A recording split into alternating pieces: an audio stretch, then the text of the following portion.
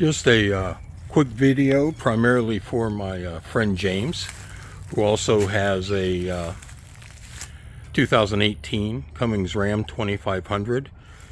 James just bought a motorhome very similar to mine and is going to be setting up his Ram to tow behind the motorhome. So I'm going to put it up in the air here in a second and just show a little bit about the base plate and how I ran the wiring. And the brake control unit is actually air operated. It is proportional.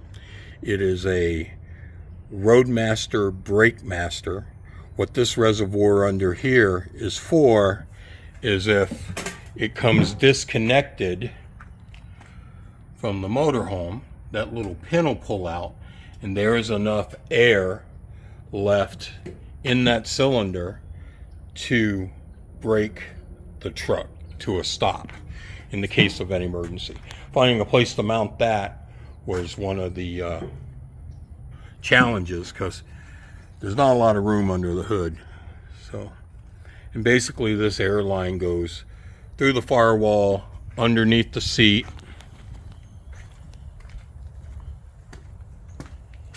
just to show how that works. Connects right there. This mount, I ended up making the mount because one wasn't available. So this is where the BrakeMaster connects to. The brake line from the BrakeMaster goes here, and then it just goes around the brake pedal.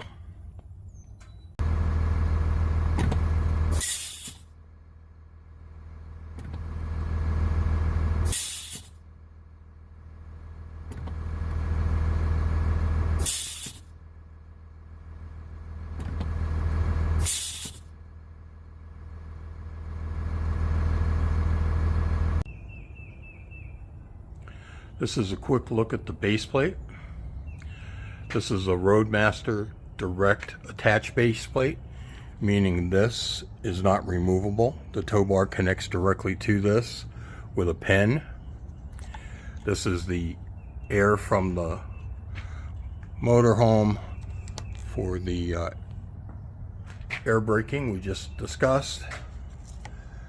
This is to connect a charging wire and the brakes, or I'm sorry, the lights from the motorhome to the truck. It uses diodes in the back so that it doesn't backfeed into the truck's electrical system.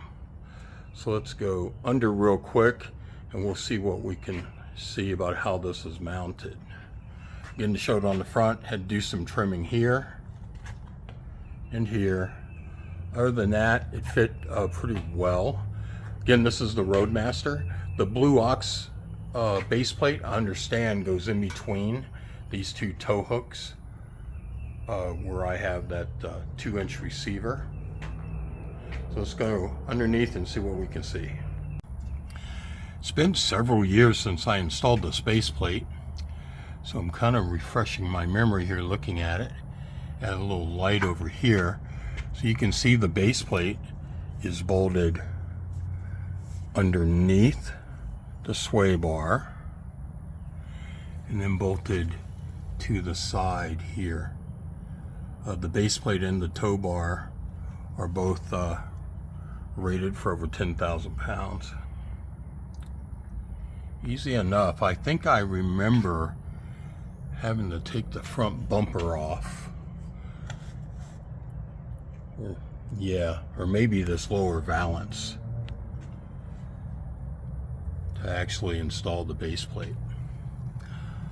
I also remember the base plate, the braking unit, and wiring the lights took about a full day. I didn't have this lift then, so that was on a creeper on my back. So the wiring for the plug there, I used diodes in the back, and I just got a long boat trailer harness for boat trailer lights, and ran that up through the frame, down the side, trying to avoid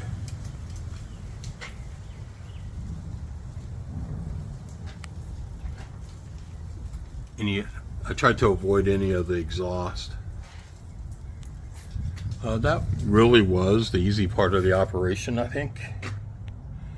While I'm under here, I'm just kind of scanning around for any work I may need to do. Everything under here looks good. If you don't have a Fumonto valve, buy one. They're great. Okay. James, I hope this helps, or anyone else that may be wanting to tow a Ram 2500. I think it's probably similar for the 1500 Ram, although the parts probably aren't as heavy duty.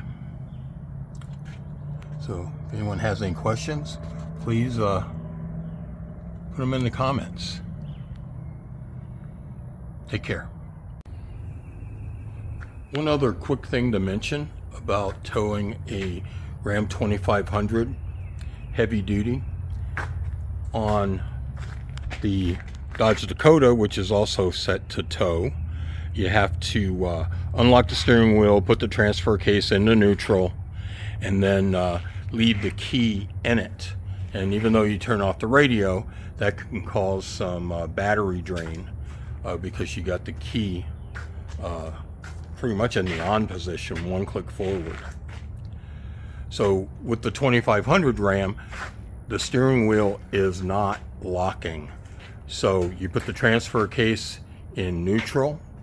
There is no need to unlock the steering wheel, so there is no need to have the keys in the ignition. So with the Dakota, of course, we carry two sets of keys, right? One's in the ignition. We use the second set so that we can lock the doors, and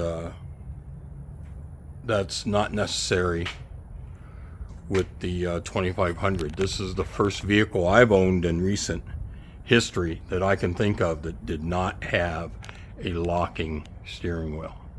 Hope this helps someone.